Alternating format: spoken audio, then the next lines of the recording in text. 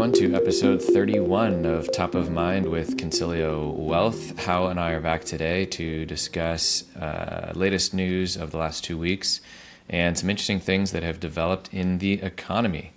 And on today's podcast, we will talk about the Fed, because the Fed's been in the news a lot.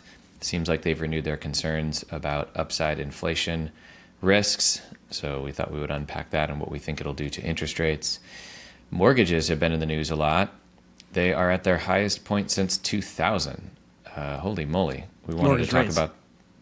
Say again? Mortgage rates? Mortgage rates. Yes. Okay. Yes, not Sorry to mortgage interrupt you. balances. You were No, saying that's okay. mortgages, yeah. Yes, I did say mortgages. You're right. Thank you for the correction. And we're not prepared to talk about mortgage balances. So, geez, we just have to talk about mortgage rates. And we'll talk about that and how it relates to U.S. home sales are falling, but not in the West. They say the West Coast is the best coast. Anyway, and then an Airbnb recession. What's going on with Airbnb listings? We thought we would try to unpack that. This has been in the news a little bit too. How sorry I interrupted you. You were saying something there. Oh, I was interrupting you saying everyone wants to come to the West. Love it. Love it. Let's just keep interrupting each other for the next 30 minutes and then we'll just post this. That sounds good. All right. Well, why don't you kick us off? So the Fed has been talking, and as we all know, or we like to joke here internally, whenever the Fed talks, the market seems to go down. So we would just like them to not talk a lot. We think that'd be better. So, what are you seeing in the news? As you demystify the cryptic messages that the Fed is sending? What do you make of it?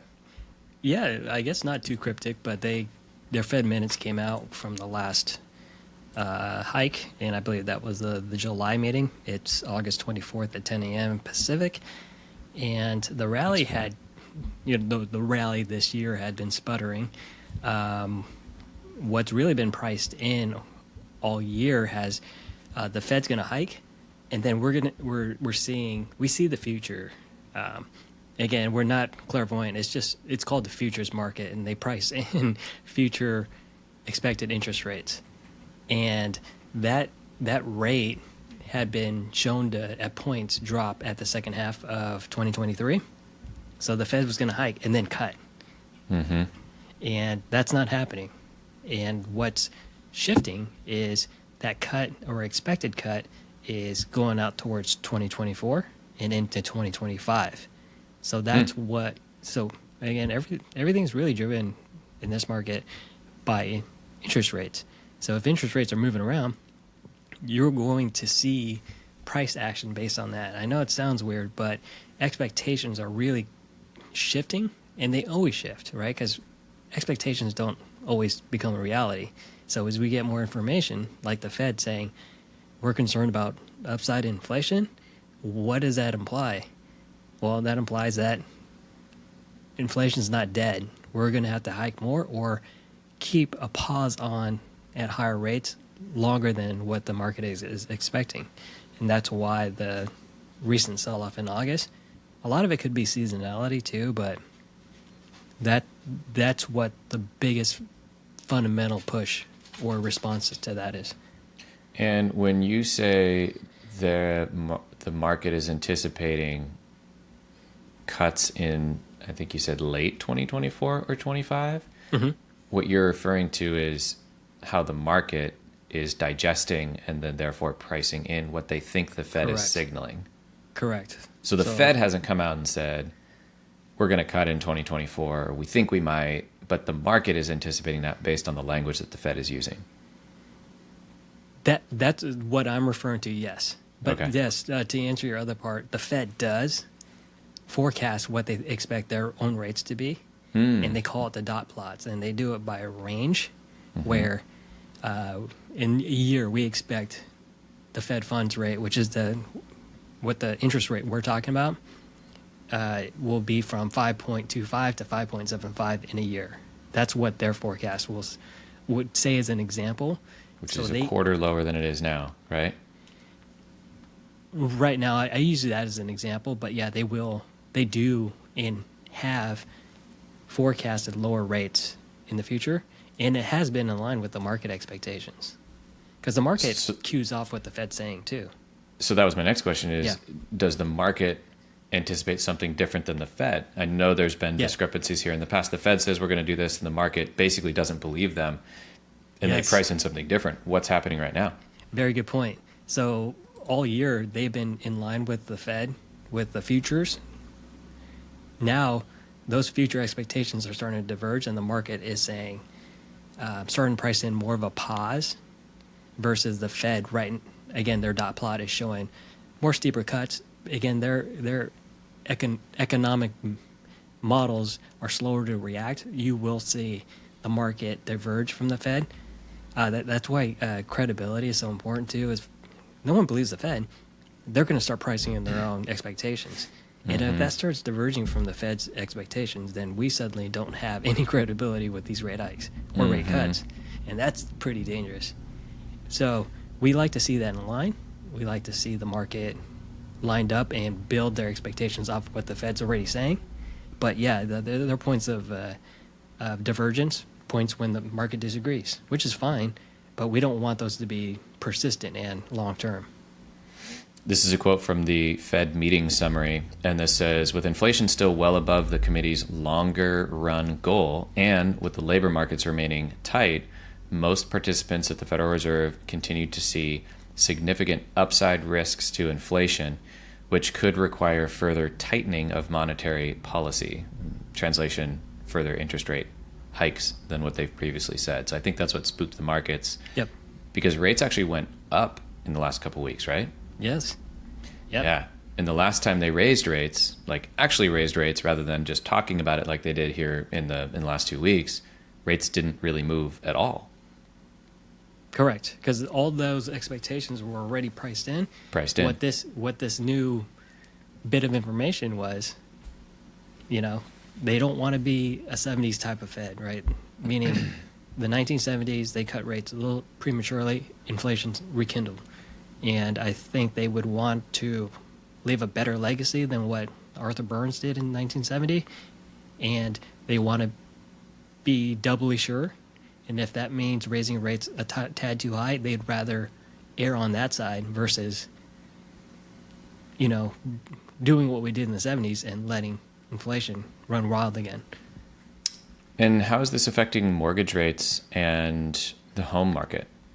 And I think this is going to be the bulk of our pod today, where mortgage rates touch about 8% at a time. So it's queued off the 10-year Treasury, which touched 4.3%. For everyone's reference, we started at 3.5% on the 10-year, and mortgage rates were hovering around 5.5. So mortgage rates definitely are jumping. I think a lot of it has to do with bank health as well, but I think mortgage rates were highly sensitive in the last week to this. Okay, so rates keep climbing.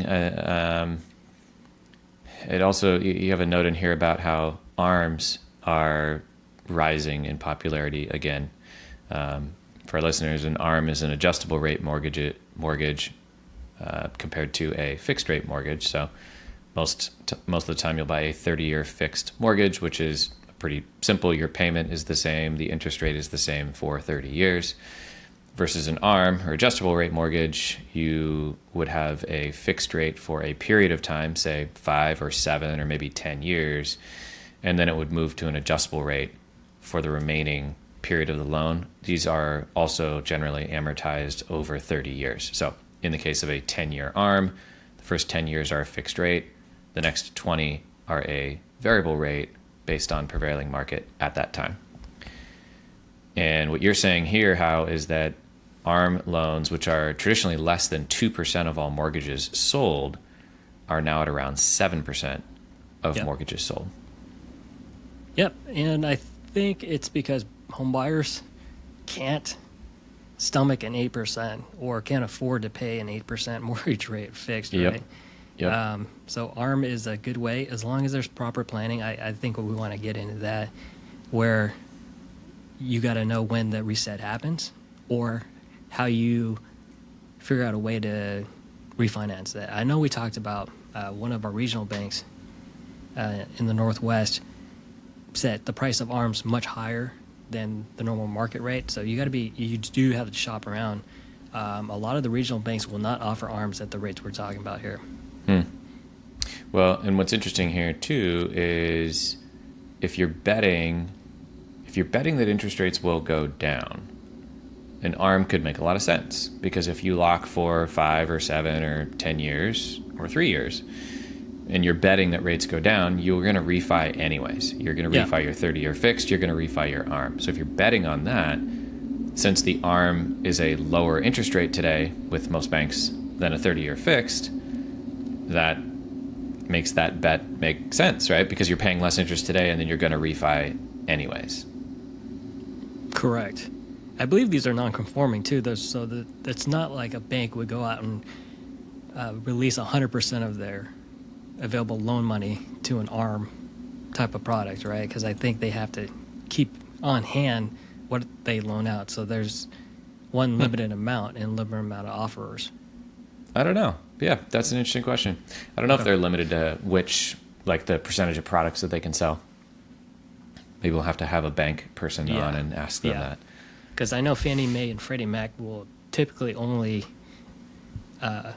unload conforming loans from banks. So if I loan out $1 million, traditionally a bank would just chop up that $1 million and sell it to Fannie Mae and Freddie Mac.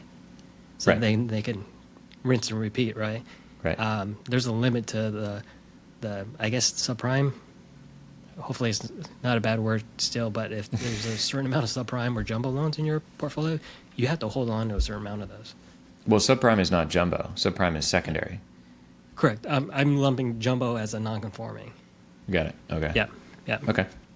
Now, we posted about this a couple weeks ago on LinkedIn, and we commented this in a prior episode as well, but the nation's largest home buyers have been offsetting higher mortgage rates. And this is an interesting story. Home builders. So we're talking. Say again? Home builders are offsetting interest rates, right? Thank you.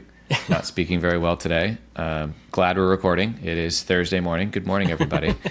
And I can't talk, so just keep correcting me. And as the theme, we should just keep interrupting each other. I think this is going really well so far. Well, so anytime I say something wrong, just interrupt me. Yeah, my wife called us out first. I presented like a bit of bad news, and you responded, "Good for you." It was so obvious you weren't listening. But again, for everyone's edification, we're looking at an outline. We're typically not looking at each other.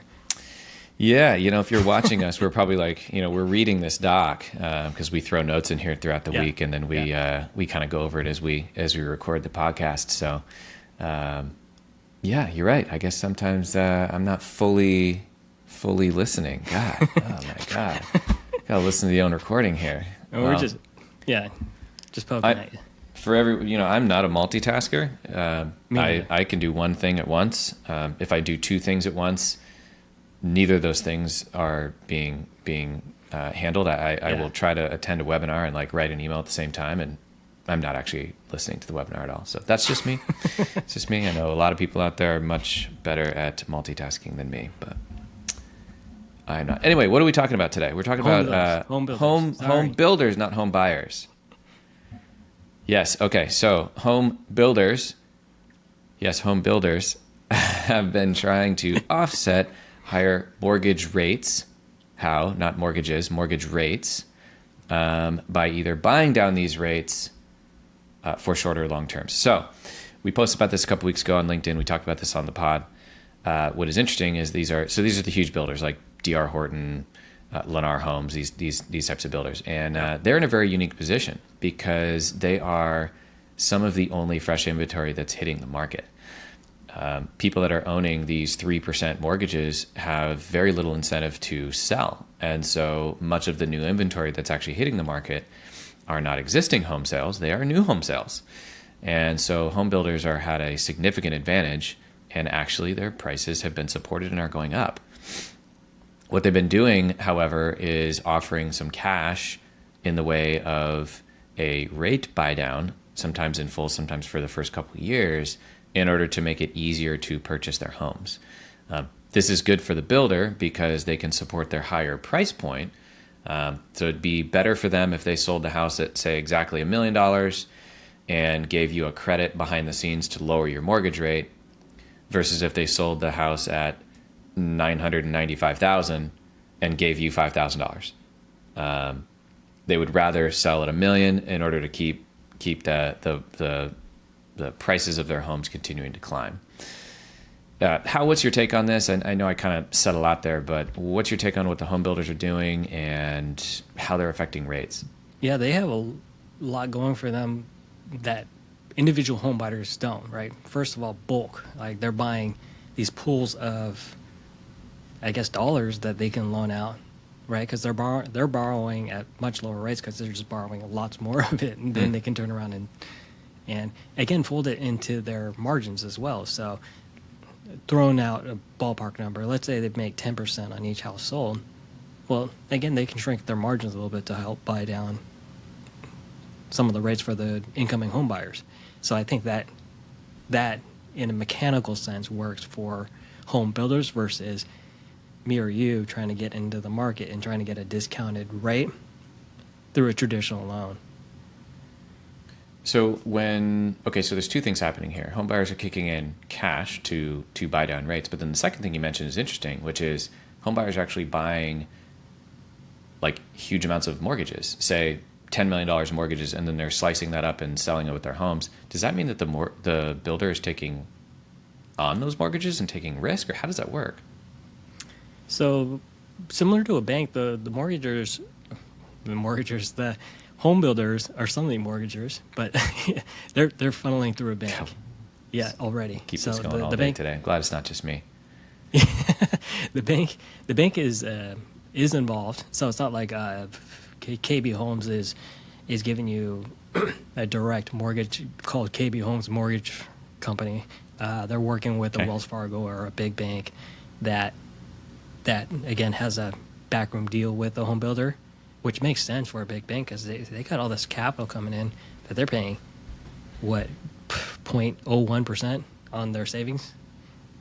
I'm talking about a big bank. I know everyone is out there screaming 5% on cash.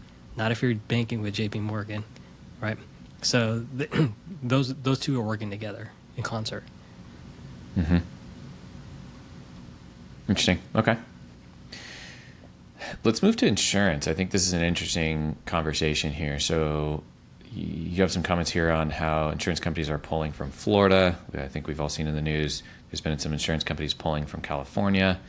And I know there's been some changes in the Texas area as well. Let's start with Florida. What's been in the news about Florida and insurance companies? Yeah, well, Florida does have a state-run market where they propose. So, like in insurance, you have to propose a certain amount of rate hikes, and regulators tend to agree or disagree, right? So, you want to raise your rates next year by 10%. Why, right? You have to present the case, right? It's called a rate case. So with Florida, they have a state-run network and a state-run insurance company.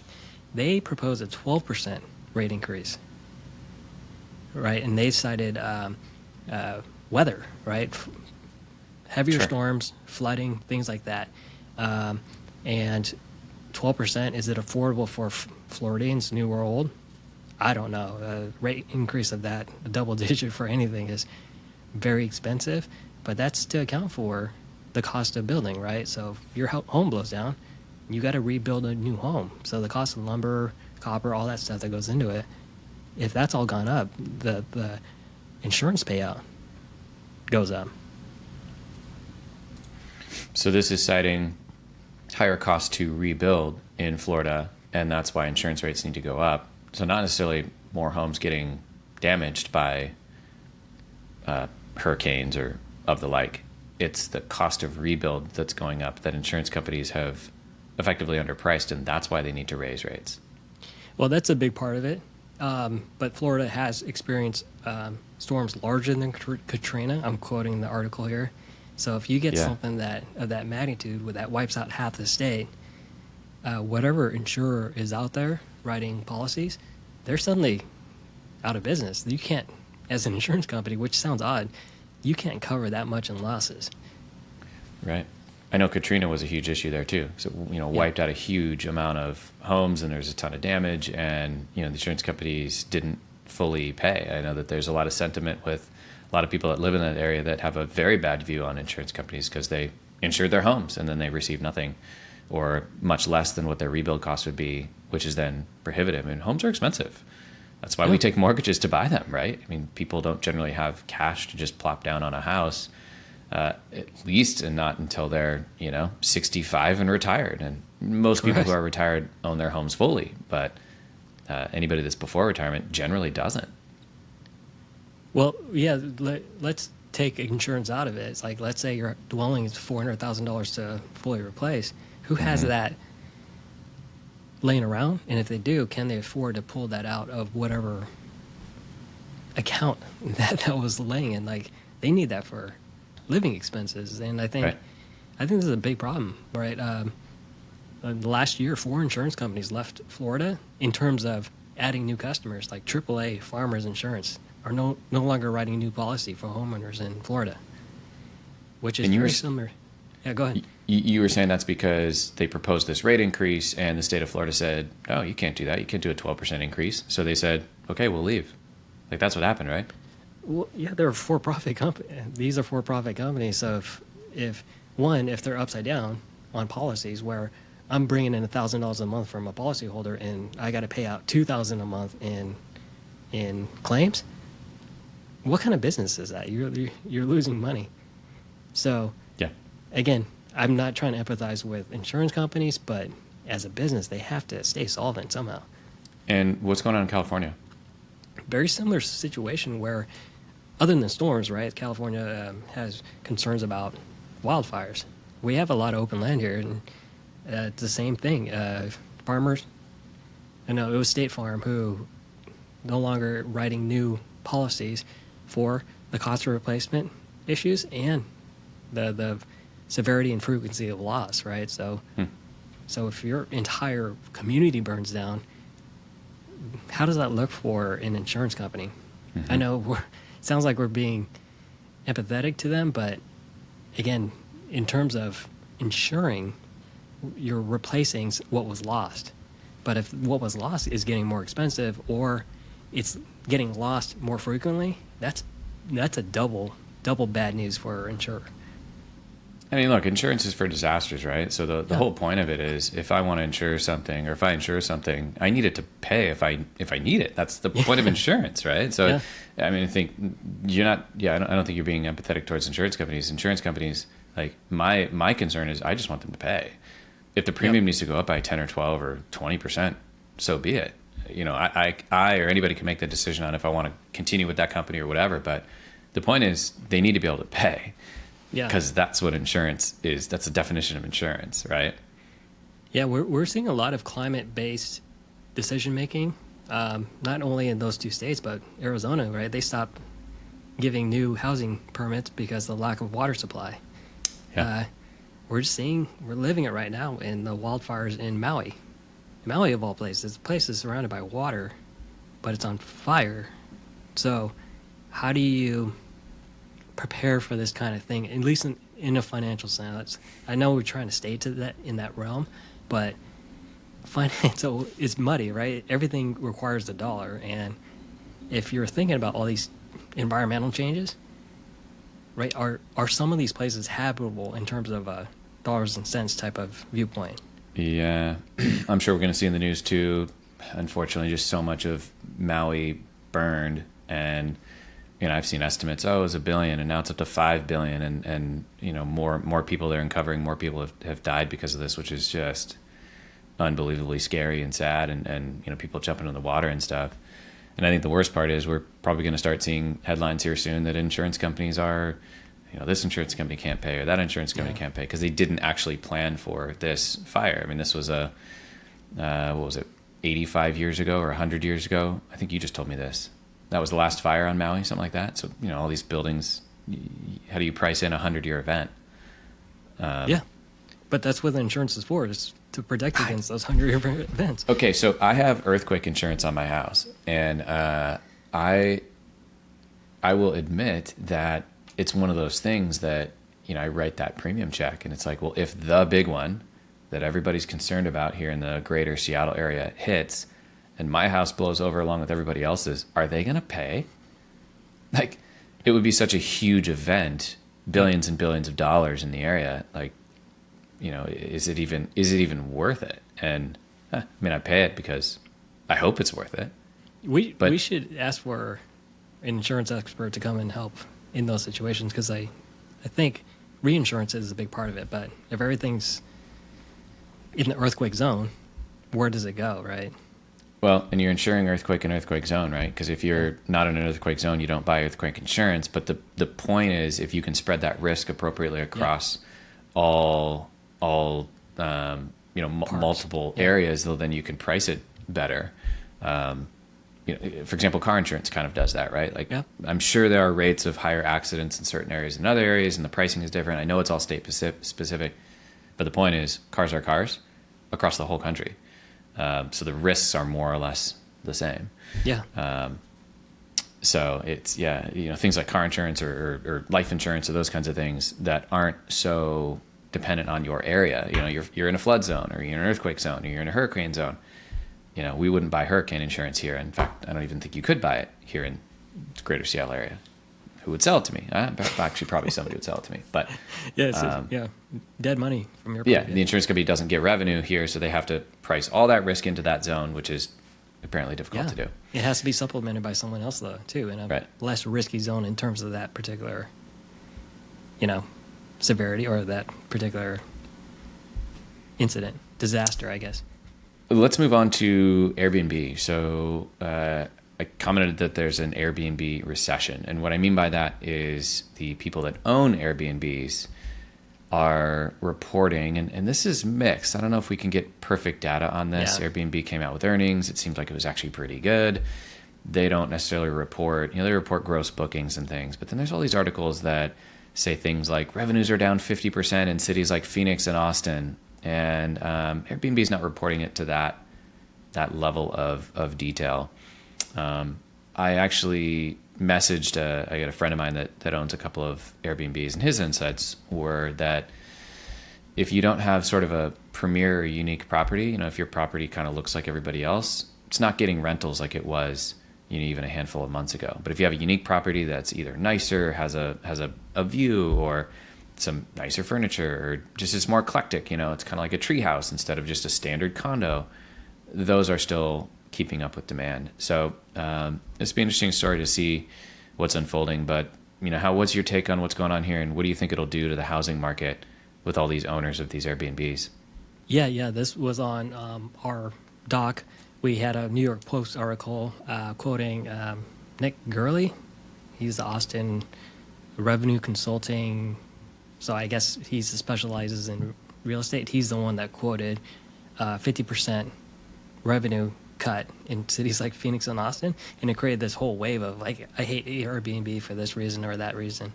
I think it's a lot smaller than what they're making out to be in terms of the Airbnb hate, right? Because the initial thinking is all these short-term renter owners, right, are pushing out potential home buyers who are intending to live in the home, right? So the affordability crisis is spotlighting in Airbnb. I don't think the data really supports that, right? There's 1.2 million available short-term rentals, right? That includes Airbnb, Vrbo, and all these other ones. But there's 144 million total homes, right? Either for sale or rent, or not, or owned, right? So 144 versus 1.2, it's a very small percentage, right? So less than 1%. Yeah, it's very unlikely that you've been pushed out of a Airbnb owner if you intended to buy a house. And again, if you're looking to buy a house near a tourist area like a Disneyland or somewhere close, I could see that. But outside of there, where I live, I'm sure there's Airbnbs in Antelope, California, but I doubt there's high demand there. So I think it really does matter, the uniqueness. Like if you converted an old trailer into an Airbnb, that, yeah, you have appeal.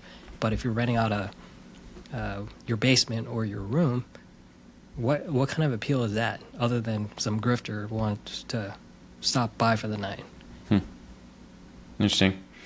I think the fundamental point here that I heard, though, is that a lot of people think that Airbnbs have bought up cities and they're making it harder for the first-time home buyer to buy. And this data would suggest that's not the case, with less than 1% of homes actually owned by short-term renter owners. I do know that the vast majority of these are owned by actual humans, not corporations. So it is still just, people buying a second home that are then renting it out. And that's good news, right? I think months ago we were seeing, BlackRock is buying all this stuff and Blackstone is buying all this stuff and first-time home buyers are screwed. And it appears the data would suggest that institutional buying of homes has not really made a dent. But yeah, this is interesting.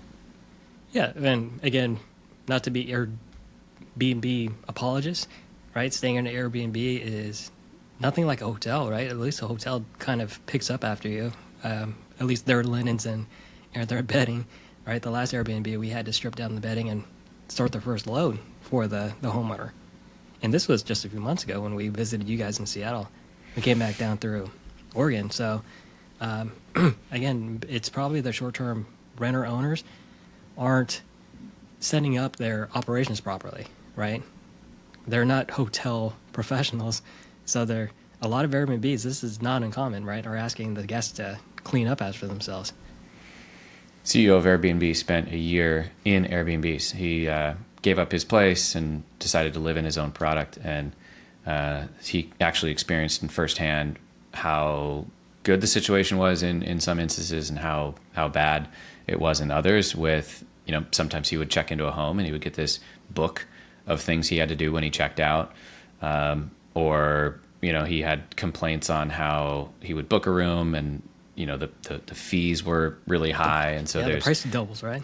Yeah. So if you've noticed recently, when you go on Airbnb, there's a little toggle now that says, do you want the real price, like the after tax, the full price, or do you just want like the per room, per night price? And there's a little toggle. And he's also, I know, helped kind of streamline a lot of that laundry list that we've all gotten. I do think that a lot of that's gone away. I stayed at a VRBO somewhat recently, and it felt like the first Airbnb I ever stayed in years ago because we had this laundry list. In fact, I booked it, and I think I just said like one person. I booked it, no big deal, right?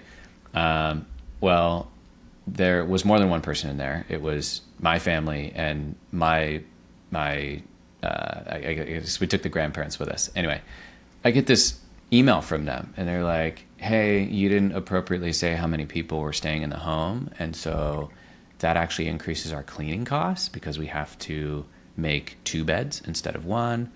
And so, if you give us a positive review, we'll still refund you your cleaning fee. Otherwise, we would have adjusted that if we knew that there were more than, 4 or 5 people coming. How'd they know? They have cameras on site? No, they had to make 4 beds. So, it's like, or 2 beds rather. So instead of 1. And so they're like, our cleaning costs are, I didn't respond. I was like, this is stupid. Anyway, so that was like a VRBO experience that felt like my first Airbnb experience. I haven't had it that way in an Airbnb in probably ever. Point is, I think that kind of stuff is improving, and that laundry list isn't there anymore. Yeah, I'll step on a soapbox a little bit. If you're wanting to get in the short-term rental business and you're trying to make money off guests, you probably shouldn't treat them as housemaids or house cleaners. That's part of the business. The house guests are paying you to stay at your home. That comes with the territory, is cleaning up after someone in a short-term rental that you are making money off of. I just don't get the whole, you got to clean up everything. I don't know if I totally agree with you. Right. I think, I think starting the dishwasher is fine, right? I think sure, yeah. Stripping the beds and starting the laundry is a pain. I think if you're doing this in an operation, you should have more than 1 set of sheets. Like, get them professionally cleaned or whatever. Yep. Or if you're doing it on your own, like, take those sheets home, clean them, bring them back next time you turn the home over. So those types of things. But I think that's part of the cost of their investment, right? It's part of that manual labor. You're making money off of someone staying in your home. You do have to weigh those costs, and that includes cleaning up after someone sometimes. I mean, I think the difference between an Airbnb and a hotel is the kitchen, right? And sometimes the kitchen can be a mess. Yeah. Stuff all over the stove, food stuck everywhere, plates that are sitting out, which is my pet peeve. ketchup on plates that's been sitting there for a day that can't come off without soaking it in water for 30 minutes, right? Stuff like that, rinse, right? Yeah, just rinse first. Just rinse. This is my thing. Just do the work. Why don't do it now? So you're creating more work later. Do it now, and it's less work now. Anyway, that's a topic for another talk show. But I think that's primarily the reason why they would charge more for a cleaning fee, because kitchens are messy. Yeah, bathrooms are in hotels. Beds are in hotels. Everything else is the same. Yeah, and I'm just saying that too, because anyone who's jumped into this venture, it's not a 100% profit business, right? There has to be elbow grease put into it sometimes. Yeah.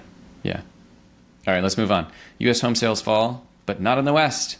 West Coast is West Coast. Yeah. Like we said. Anyway, so sales of previously owned homes in July fell to a 6-month low, down 2.2% from June, to an annual rate of 4 million units that are turning hands. Let's see, this is across the board. However, interestingly enough, sales of all cash homes are up. Interesting. Sales of homes over $1 million fell the least compared to all other price categories. That's actually interesting. I thought I've heard something different than that. I heard that sales of over $1 million fell the most. Sales of under $1 million. That's what I heard. Actually went up. Might have to fact check this article here.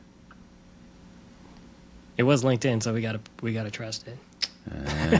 Trust what you read on the internet, right? Yeah. The source was the National Association of Realtors, so it's based on their sales data. Got it. Yeah. Okay, so in the West, home sales climbed 2.7%. The steepest drop was in the Northeast, down 5.9%. And the blame is tight supply and near quarter century, which the supply is near a quarter century low. And of course, mortgage rates being high. I wonder why they're up in the West, though. Yeah, it's previously owned homes. I know the Northeast is a lot more crowded in terms of real estate space, but here in my general vicinity, a lot of new home inventory is coming up. But yeah, this wouldn't apply to that because it's previously owned. Do you think people that moved away in COVID are moving back to their tech hub city because they're being called back to the office? Yeah, one topic that we cut from here was Amazon is giving an ultimatum, right, to people who are working remote, come to the office or and leave. I think we've started to see now all companies doing that. I think Meta came out and said the same thing. Basically, show up or your badge is done. We're going to deactivate your badge. You're done. So I think all companies are starting to say that now. Yeah, in the West, all companies, especially the big tech companies, I don't know if it would be enough to push home buying interest back. But again, it has to be sold too in the first place. So it could be a mix of people willing to put their house on the line. Mm-hmm. But yeah, where are they going? That's what is really weird with this data, because typically when you sell your home, you want to buy a new home to get into. And a lot of people here are paying sub 3% mortgage rates. So it's weird. Then you would assume that we wouldn't have this inventory issue, right? Yeah, Especially if sales are down in the Northeast, I doubt people are moving across the country, right? If you moved out of Seattle, you probably moved to like Idaho or Nevada or something for cheaper cost of living, maybe better weather or something. And now you're coming back. I'd be surprised if you moved from Seattle to upstate New York and now you decided to come back. Yeah. That's again, maybe we're thinking too logically here, but the home data just doesn't jive with anything. It doesn't make any sense. Yeah, it doesn't make any sense. Yeah. All right. Well, we'll try to get some more data here. This just seems kind of weird. Yeah. All it's blaming is two factors: sales activity and mortgage rates. Yawn. What else? Anyway, we'll try to dive into this. We'll report back next time. Well, it's a demographic thing because, again, I don't know if going back to the office is enough to push that much, but again, that's only one half of it. That's the buyer end, right? Mm-hmm. Someone has to be willing to sell their house. I can't think of. I could throw a rock at 10,000 people, and one of them might be willing to sell their house in this environment. Unless you're being called back to work at Amazon and You your left the job's on the state, line. right? Yeah. I mean, you could rent, right? But like, you're going. Yeah. Assuming you and want to keep your job, someone's buying. right? Sorry for that. It's someone's buying. So, so if you're boomeranging back to the region, renting isn't coming up in this data because this is home sales. Yeah. Yeah. All right. Well, that's all the time we have today. Thanks everyone for tuning in to this episode. Please remember to subscribe to our episodes here, whether you're listening on YouTube or on anywhere you listen to podcasts, whether that's Apple, Spotify, anywhere else. And be sure to check out our newest YouTube channel. Still on our normal YouTube channel, which is what this is hosted on, but it's a new playlist called Consilio University. It's where we host 2 to 6 minute videos on super helpful things like what's a mega backdoor Roth IRA and how the heck do you do it, and a whole host of other things. So please do tune in, give us a watch, throw us a like, and as always, send any comments or questions to team@consiliowealth.com, and we'll address it in a future episode. Thanks everyone for tuning in. Thanks, everyone.